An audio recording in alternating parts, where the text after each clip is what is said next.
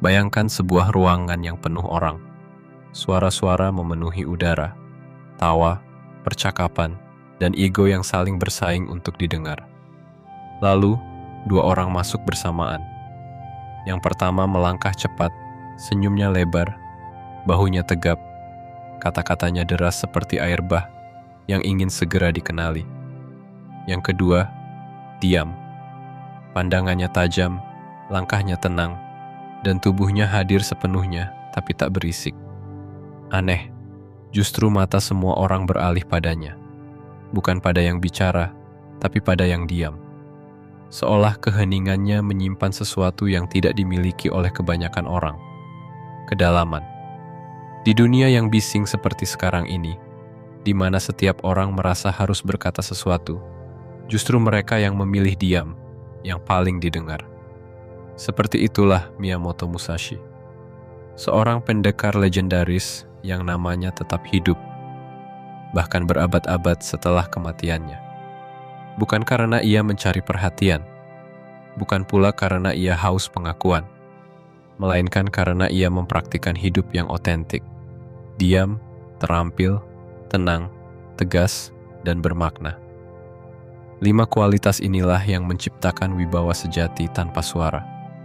Musashi tak hanya menaklukkan lawan-lawannya di medan duel, ia menaklukkan ego, ketakutan, dan godaan untuk tampil. Ia berjalan di antara dunia dengan langkah senyap, namun membekas dalam sejarah seperti gemuruh yang tak pernah reda. Dalam pendiamannya, ia mengajarkan sebuah pelajaran penting, bahwa rasa hormat sejati bukan sesuatu yang diminta, tapi sesuatu yang mengalir secara alami dari dalam diri seseorang yang benar-benar layak dihormati. Dan untuk mencapai itu, kita harus menempuh jalan yang sunyi, jalan yang jarang ditempuh orang, jalan penguasaan diri. Tulisan ini bukan sekadar kisah tentang seorang samurai. Ini adalah cermin untuk melihat diri sendiri, tentang bagaimana menjadi sosok yang tak perlu menjelaskan, karena keberadaannya sudah cukup menjelaskan segalanya.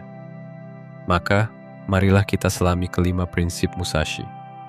Bukan untuk menjadi seperti dia, tetapi untuk menemukan versi terbaik dari diri kita sendiri. Versi yang tak membutuhkan sorotan, karena sudah cukup bercahaya dari dalam. Bagian 1. Keheningan yang membentuk wibawa. Ada jenis kekuatan yang tidak pernah meninggikan suara, namun semua orang mendengarnya. Ia tidak melangkah dengan keras, tetapi kehadirannya mengguncang. Bukan karena ancaman, bukan karena sorakan, melainkan karena keheningan yang menyimpan makna.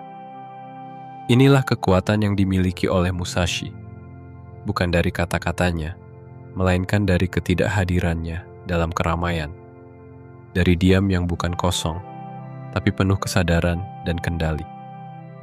Dalam duel paling terkenalnya melawan Sasaki Kojiro, Musashi datang terlambat. Ia tidak membentak, tidak menjawab hinaan lawannya, dan tidak mencoba mencuri perhatian. Ia hanya hadir, mengamati, dan menunggu.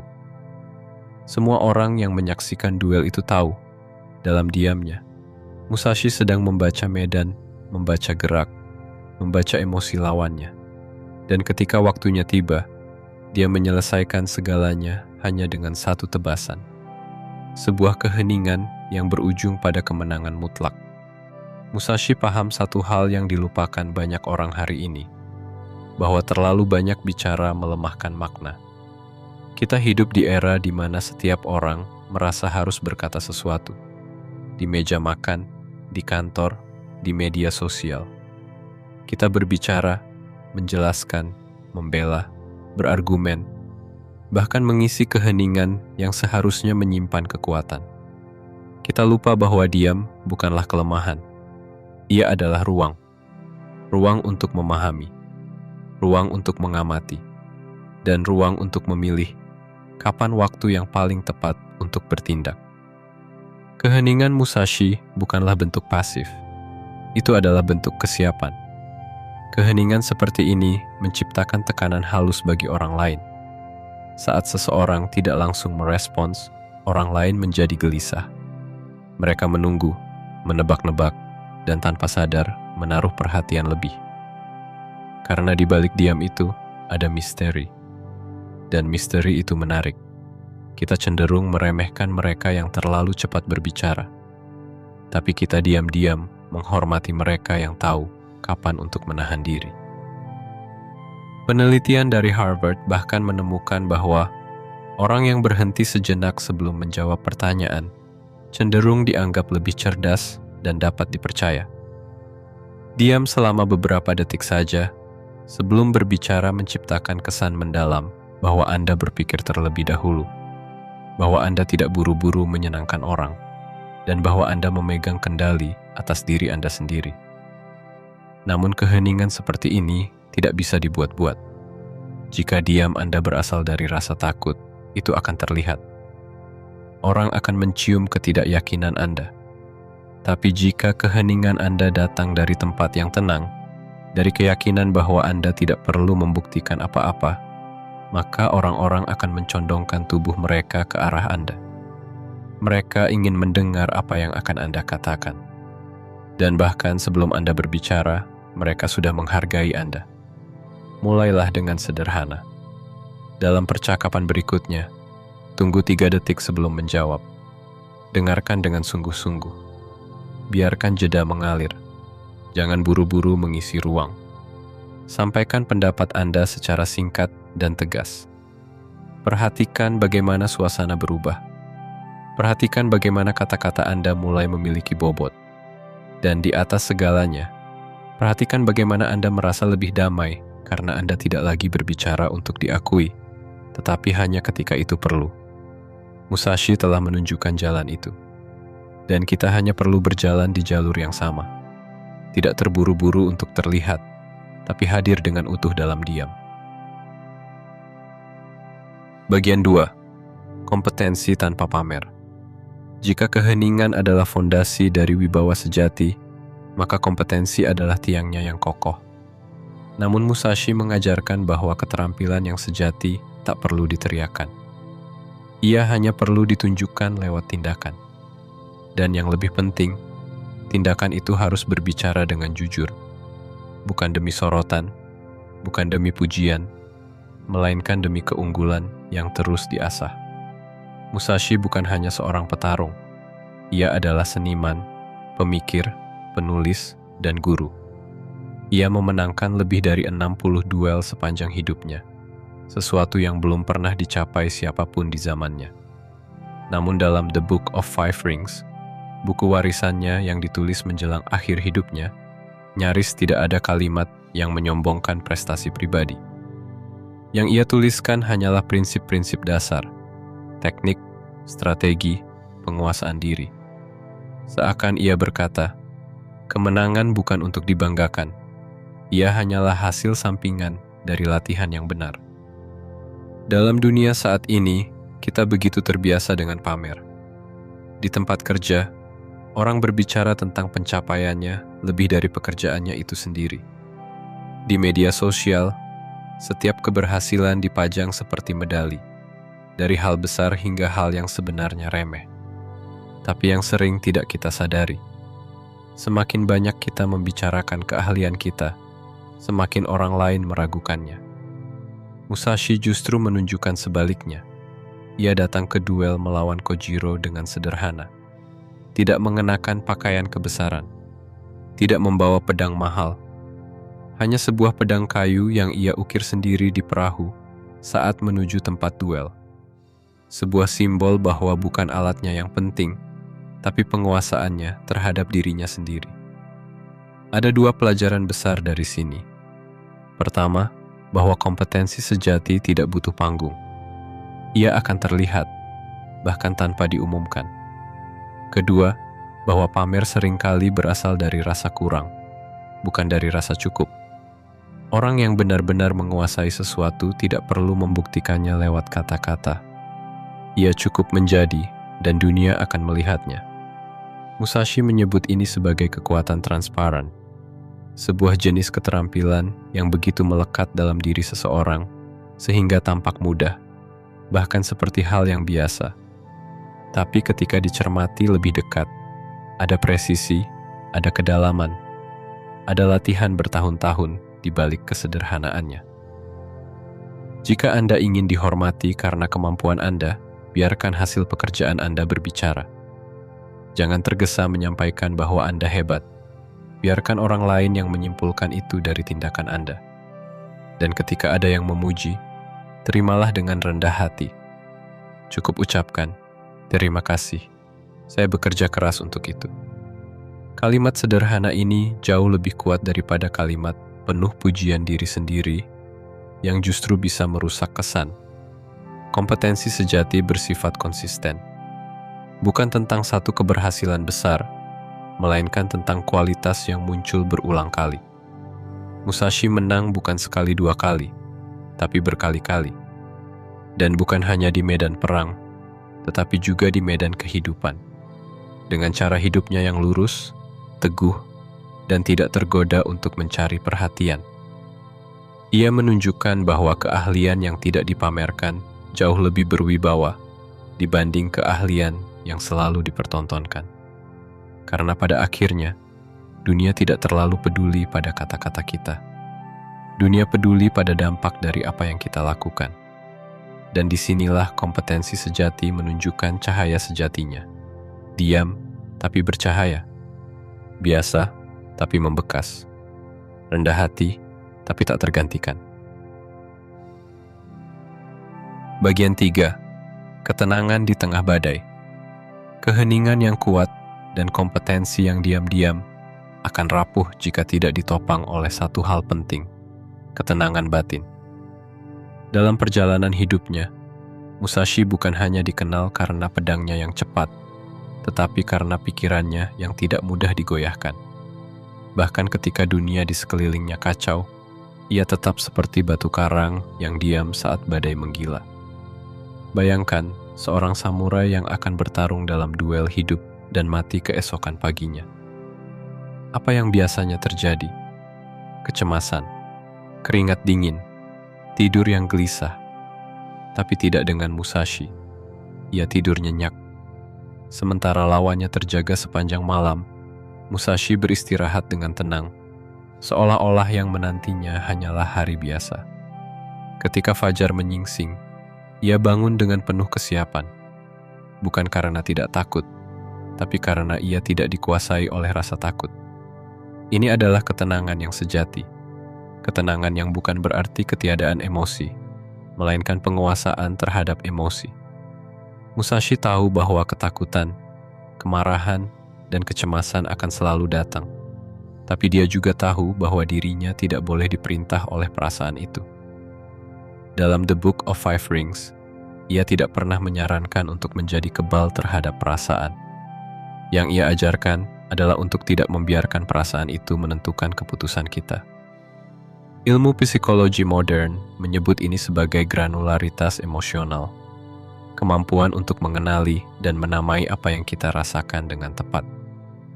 Ketika kita tahu, saya sedang frustrasi, bukan marah, maka kita sudah mengambil langkah pertama untuk tidak dikendalikan oleh emosi. Kita menciptakan ruang antara perasaan dan reaksi. Dan di dalam ruang itulah kekuatan kita muncul. Ada beberapa cara praktis yang Musashi teladankan dan yang bisa kita terapkan saat ini. Pertama, kenali sinyal awal ketegangan. Bagi banyak orang, stres pertama kali terasa di rahang yang mengeras, pundak yang menegang, atau perut yang tidak nyaman. Jika kita bisa menangkap sinyal ini lebih awal, kita bisa mengambil kendali sebelum semuanya meluap. Kedua, mundurlah sejenak. Musashi sering mengambil jarak secara fisik dalam pertempuran, tapi juga secara mental. Ia tidak langsung membalas provokasi. Ia merenung sejenak dan bertanya dalam hati, apakah ini layak? Apakah ini penting 5 tahun dari sekarang? Jarak kecil ini membuat emosinya tidak langsung meledak. Ketiga, atur napas, atur pikiran. Napas adalah jembatan antara tubuh dan pikiran. Saat panik datang, tarik napas dalam selama 4 hitungan, tahan 1 hitungan, lalu hembuskan selama 6 hitungan. Pola ini secara ilmiah menenangkan sistem saraf, menurunkan detak jantung, dan membuat pikiran lebih jernih. Keempat, alihkan perhatian dari diri sendiri. Kecemasan seringkali tumbuh dari terlalu fokus pada bagaimana aku terlihat, bagaimana aku dinilai. Musashi tidak berpikir tentang dirinya saat bertarung. Ia berpikir tentang tugasnya, tentang lawannya, tentang arah angin. Fokusnya bukan ke dalam, melainkan keluar. Dan justru karena itu, ia tetap tenang. Ketenangan yang seperti ini menular. Ilmu saraf membuktikan bahwa emosi menyebar seperti api. Ketika satu orang panik, orang lain ikut panik. Tapi ketika seseorang tetap tenang di tengah krisis, ia menjadi jangkar bagi semua orang di sekitarnya. Orang-orang akan mencari arah padanya. Mereka percaya, bukan karena dia banyak bicara, tapi karena ia tidak terguncang ketika orang lain runtuh. Dan inilah kekuatan ketenangan Musashi. Ia tidak hanya membuat dirinya tak terkalahkan, tapi juga membuat orang-orang di sekitarnya merasa lebih aman, lebih terarah. Maka jika Anda ingin dihormati, jangan hanya fokus pada bagaimana tampil berani. Fokuslah pada bagaimana tetap tenang di tengah guncangan. Karena dari situlah rasa hormat sejati mulai tumbuh. Bagian 4. Batasan yang tak terlihat tapi tak terlampaui. Jika ketenangan adalah pusat dari kekuatan Musashi, maka batasan adalah lingkaran perlindungan yang menjaga pusat itu tetap utuh. Musashi tidak hanya tahu kapan harus bertindak, tapi juga kapan harus menolak. Ia tahu medan pertempuran mana yang layak dijalani dan mana yang hanya menguras tenaga dan harga diri. Ia bukan samurai yang lapar akan pertarungan. Ia adalah pengendali dari medan yang ia pilih sendiri. Dalam sejarah hidupnya, Musashi dikenal sebagai Ronin, samurai tanpa tuan. Banyak bangsawan yang menawarkan posisi kehormatan kepadanya, jabatan, pengaruh, kenyamanan, tapi ia menolaknya. Bukan karena ia sombong, melainkan karena ia sadar. Menyerahkan kebebasan demi status adalah bentuk kekalahan yang lebih halus. Musashi hidup dengan garis yang jelas. Ia tidak membiarkan siapapun mendikte jalannya. Dan garis itu bukan sesuatu yang diumumkan secara keras, tapi ditunjukkan dalam pilihan-pilihannya, dalam cara ia hidup, dalam siapa yang ia izinkan masuk ke dalam ruang hidupnya. Dalam The Book of Five Rings, ia membahas konsep jarak. Jarak ini bukan sekadar ruang fisik antara dua orang, tetapi ruang kendali yang menentukan siapa yang berpengaruh atas kita. Musashi menjaga ma-nya dengan tegas. Ia tidak mengizinkan siapapun masuk terlalu dekat jika mereka tidak membawa maksud yang jernih. Ia menjaga ruang itu seperti samurai menjaga posisi dalam duel. Penuh kesadaran, tidak agresif, tapi juga tak bisa dilewati sembarangan. Kita pun bisa belajar menerapkan ini dalam kehidupan sehari-hari. Pertama, belajar mengatakan tidak tanpa merasa bersalah. Tidak semua undangan harus dijawab ya. Tidak semua permintaan harus dikabulkan. Ketika seseorang meminta kita bekerja lembur, daripada berkata, "Maaf, saya tidak bisa malam ini," lebih baik katakan, "Saya akan menyelesaikannya besok pagi." Kalimat kedua menunjukkan kendali dan harga diri, sementara yang pertama mengandung nada bersalah. Kedua, lindungi waktu Anda seperti melindungi energi Anda. Jika seseorang menyela pekerjaan Anda, jangan langsung tergesa menjawab. Katakan, "Saya akan bisa menjawab dengan lebih baik dalam setengah jam." Ini bukan hanya soal efisiensi, tapi juga tentang menunjukkan bahwa waktu Anda bukan milik sembarang orang. Ketiga, tanggapi, jangan bereaksi. Ketika seseorang melewati batas, jangan langsung bereaksi emosional. Ambil jeda, lalu tanggapi secara spesifik, bukan menyerang kepribadian orang tersebut.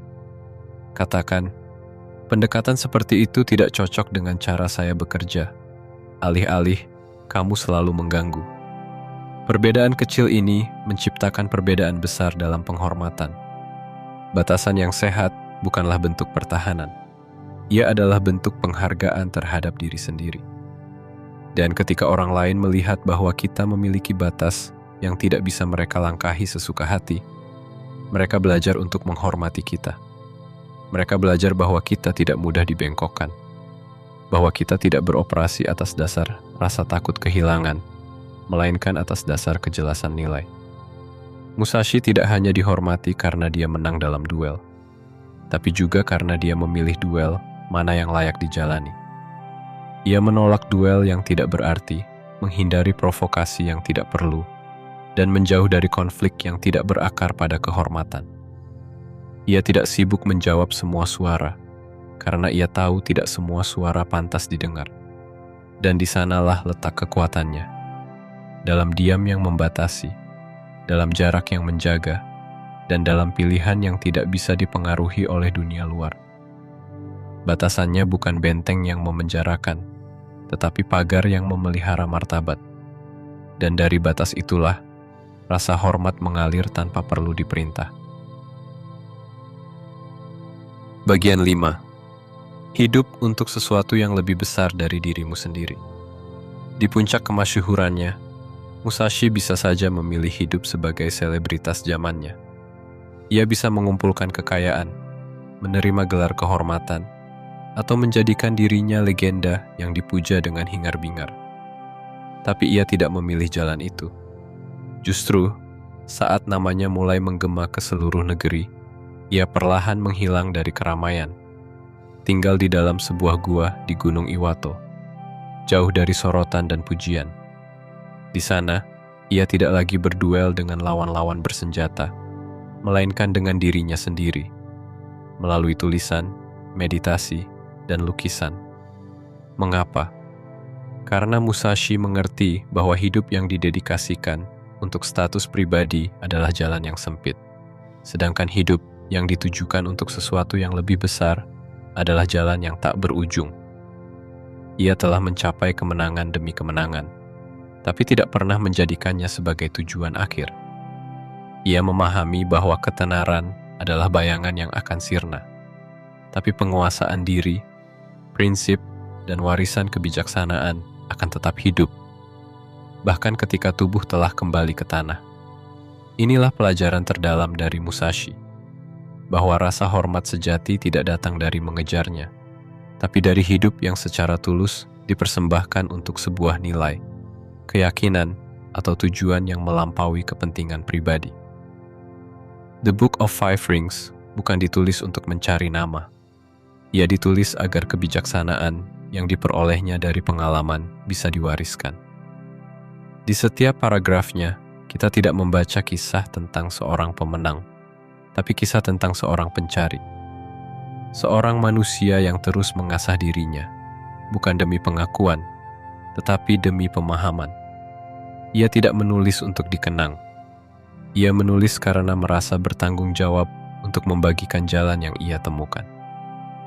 Dalam hidup kita hari ini, banyak orang yang terjebak pada pencarian validasi. Kita merasa harus selalu terlihat berhasil, harus diakui, harus dikagumi. Tapi semakin keras kita mengejar rasa hormat, semakin jauh ia menjauh. Sebab orang bisa merasakan motif, dan ketulusan tidak pernah bisa dipalsukan.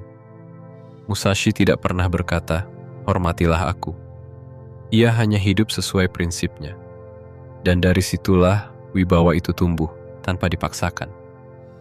Para filsuf menyebut ini sebagai otoritas moral, sebuah pengaruh yang tidak bergantung pada gelar, harta, atau status, tapi pada kualitas hidup yang kita jalani. Tanyakan pada dirimu sendiri hari ini, apa yang akan tetap aku perjuangkan meskipun tidak ada yang menontonnya? Apa yang akan tetap aku kerjakan meskipun tak ada yang memberiku penghargaan? Jika kamu bisa menjawab itu dengan jujur, maka kamu telah menemukan tujuanmu yang sebenarnya. Tujuan yang tak perlu diumumkan, karena ia akan terasa oleh orang-orang di sekitarmu. Orang-orang seperti Musashi dihormati bukan karena mereka ingin dihormati, tapi karena mereka menjadi simbol dari nilai-nilai yang langka. Ketulusan, konsistensi, penguasaan, dan dedikasi yang hening. Dan itulah jenis rasa hormat yang tidak bisa dibeli, tidak bisa diminta, dan tidak bisa dibuat-buat. Ia datang dengan sendirinya kepada mereka yang lupa mencarinya, karena terlalu sibuk hidup untuk sesuatu yang lebih dalam daripada ego. Bagian 6. 5 pilar yang membangun wibawa alami. Musashi bukan hanya menyusun strategi untuk menang dalam duel. Ia membangun sebuah sistem hidup. 5 prinsipnya tidak berdiri sendiri, melainkan saling menopang seperti jari-jari yang membentuk genggaman yang kokoh. Ketika kelimanya bersatu, maka terbentuklah satu bentuk wibawa yang tidak bisa dijelaskan, hanya bisa dirasakan. Otoritas alami. Sebuah aura yang membuat orang memperhatikan sebelum kamu berbicara, dan tetap mendengarkan bahkan setelah kamu selesai. Mari kita rangkum kelima pilar itu sebagai satu kesatuan yang saling melengkapi. Pertama, keheningan yang mengandung kekuatan. Di dunia yang dipenuhi kebisingan, diam menjadi bentuk ekspresi yang paling tajam.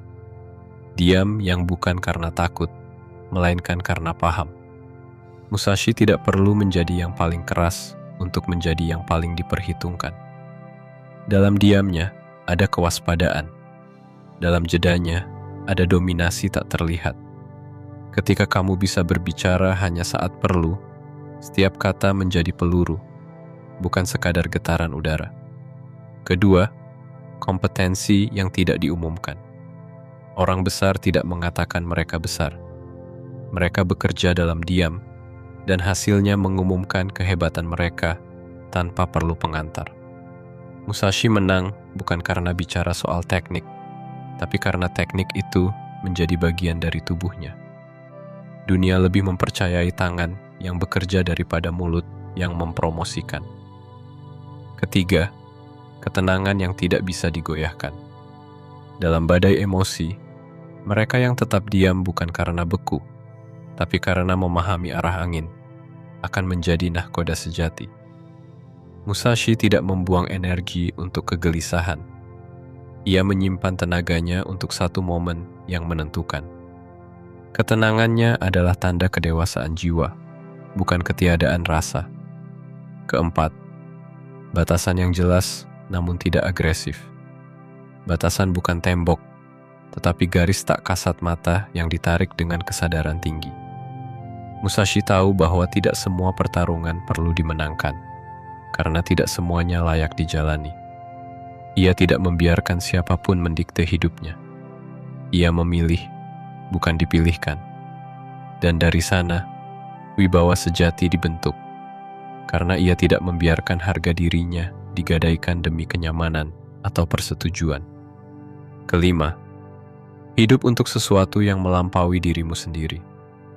Musashi adalah penjelmaan dari prinsip bahwa pencapaian pribadi akan pudar, tapi kontribusi pada sesuatu yang lebih besar akan kekal. Ia tidak mengejar rasa hormat, dan justru karena itu ia mendapatkannya. Ia tidak membangun istana untuk egonya, tetapi kuil untuk kebijaksanaan. Dan karena itu, ia hidup lebih lama dari umurnya sendiri. Jika hanya satu dari 5 prinsip ini yang kita kuasai, kita akan menjadi lebih kuat. Tapi ketika kelimanya dijalankan bersama, maka kita akan menjadi figur yang tidak bisa diabaikan. Bukan karena kita berteriak, tetapi karena kita berdiri dengan tenang di tengah keramaian yang gemetar. Musashi memulai perjalanannya sebagai orang luar. Ia tidak dilahirkan dalam kemewahan. Ia tidak diberi kehormatan sejak awal. Tapi dengan prinsip yang dijalankannya dengan teguh, ia menjadi legenda. Bukan karena ia ingin dikenal, tetapi karena hidupnya layak untuk dikenang. Di dunia saat ini, prinsip Musashi tetap hidup. Dalam percakapan sehari-hari, dalam dunia kerja, dalam hubungan, bahkan dalam perjuangan batin kita sendiri. Jika kita belajar untuk diam dengan percaya diri, bekerja dengan ketekunan tanpa pamer, tetap tenang saat semua panik, menjaga batas tanpa harus marah, dan hidup untuk nilai yang lebih tinggi daripada ego. Kita sedang menapaki jalan yang sama dengan Musashi. Dan di ujung jalan itu, bukan hanya rasa hormat yang menanti, tapi sebuah kualitas hidup yang tidak tergoyahkan, tak tergantung pada pujian, dan tak bergantung pada pengakuan. Karena mereka yang benar-benar kuat tidak mengejar cahaya, mereka menjadi cahaya itu sendiri. Di tengah dunia yang terus berteriak tentang siapa yang paling hebat, paling sukses, dan paling patut dipuja, Musashi justru berjalan di jalan yang sepi.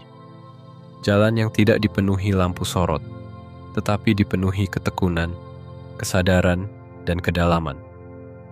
Ia tidak berusaha menjadi siapa-siapa. Ia hanya berusaha menjadi dirinya sepenuhnya. Dan justru, karena itulah ia menjadi seseorang yang diingat sepanjang zaman. 5 prinsipnya bukan hanya untuk para samurai, bukan pula untuk mereka yang hidup di masa lalu. Prinsip itu adalah cermin. Bagi kamu yang sedang belajar menahan diri saat dunia memancing emosi, bagi kamu yang memilih mengasah kemampuan diam-diam saat orang lain sibuk pamer, bagi kamu yang mulai berkata tidak demi menjaga integritas, dan bagi kamu yang diam-diam sedang membangun sesuatu yang lebih besar dari validasi semu. Hidup seperti Musashi adalah hidup yang penuh kesadaran, di mana tiap langkah bukan reaksi, melainkan pilihan. Di mana tiap kata bukan pelarian, melainkan penegasan. Dan di mana tiap diam bukan ketidakhadiran, melainkan kehadiran yang utuh. Jika dunia hari ini terasa bising dan menyesakkan, mungkin ini saatnya kita kembali ke prinsip-prinsip dasar. Kita tidak harus mengangkat pedang. Cukup dengan mengangkat diri kita sendiri ke tingkat yang lebih tenang, lebih terampil, lebih bijaksana. Karena pada akhirnya, rasa hormat tidak datang dari permintaan. Ia datang dari cara kita menjalani hidup. Dan orang yang tidak sibuk mencarinya, justru orang yang paling layak menerimanya.